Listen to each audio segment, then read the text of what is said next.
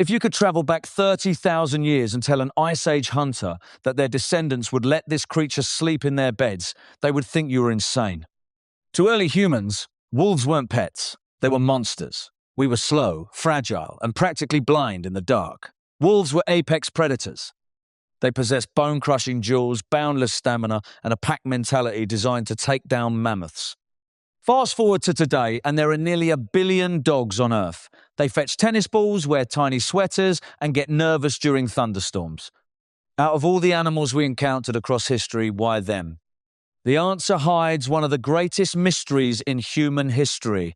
Because we didn't invent the dog, no ancient tribe sat down to blueprint a fluffy companion. Dogs were created by a biological accident, and the strangest part is that wolves practically domesticated themselves before humans even realized what was happening. To understand how this happened, you have to look at the brutal reality of the Ice Age. Between 20,000 and 40,000 years ago, life was a daily lottery of survival. Winter was relentless. A simple sprained ankle was a death sentence. But humans had one trait that changed the course of evolution. We were messy eaters.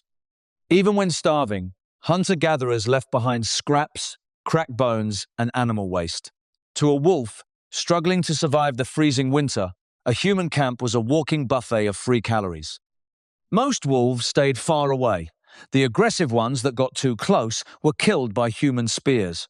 But a tiny fraction of the wolf population possessed a genetic mutation that made them slightly less fearful, slightly more curious.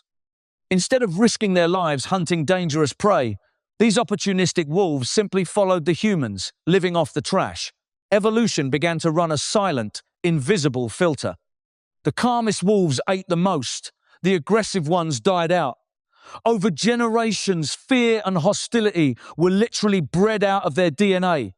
If that sounds like a wild theory, it isn't. Science proved it in real time. In 1959, a Soviet geneticist named Dmitry Belyaev began an audacious experiment in Siberia. He took wild foxes and bred only the ones that showed the least aggression toward humans. No training, no tricks. Just selecting for friendliness. Within just a few decades, the foxes completely transformed. They began to whine for attention and wag their tails. But what was even stranger, their bodies changed too. Their snouts shortened.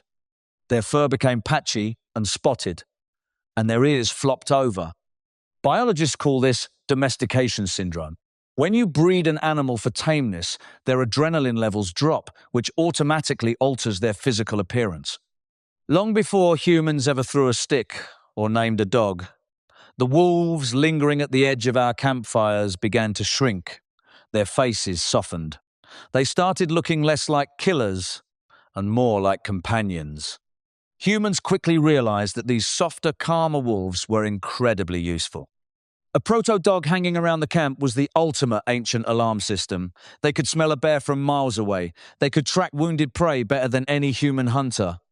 Once humans and wolves teamed up, our survival rates skyrocketed. In fact, some anthropologists believe dogs were the secret weapon that allowed Homo sapiens to conquer the globe.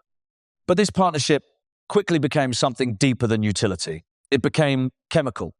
When you make eye contact with your dog today, both of your brains release oxytocin, the exact same bonding hormone that connects a human mother to a newborn baby. Wild wolves do not do this with humans. Dogs literally evolved to hack the human nervous system, and those famous puppy dog eyes became common simply because humans were subconsciously drawn to care for animals that looked emotionally expressive. Of course, this transformation came with a heavy price. Centuries of modern human breeding have left many breeds with severe health issues, from breathing problems in pugs to spinal deformities in dachshunds. Yet, beneath the modern pampering and the luxury lifestyles, the Ice Age predator still hides inside them. When your dog spins in circles before lying down, they are copying a 30,000-year-old instinct to flatten tall grass on the tundra. When they twitch in their sleep, they are still chasing prey through the ancient snow. This isn't just a story about how we got a pet. It's the story of our greatest alliance. In Germany, archaeologists uncovered a 14,000-year-old grave. Inside lay a man, a woman, and a dog. Forensics showed the dog had suffered from a severe illness as a puppy, but survived for months afterward. Think about what that means.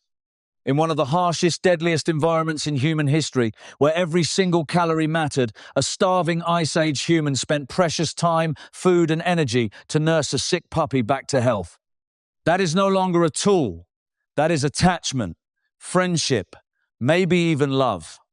Tonight, a descendant of an apex predator is probably going to fall asleep somewhere near you. They have no idea that their story began in the freezing darkness tens of thousands of years ago, all because a few brave wolves decided to step into the firelight. But now you do.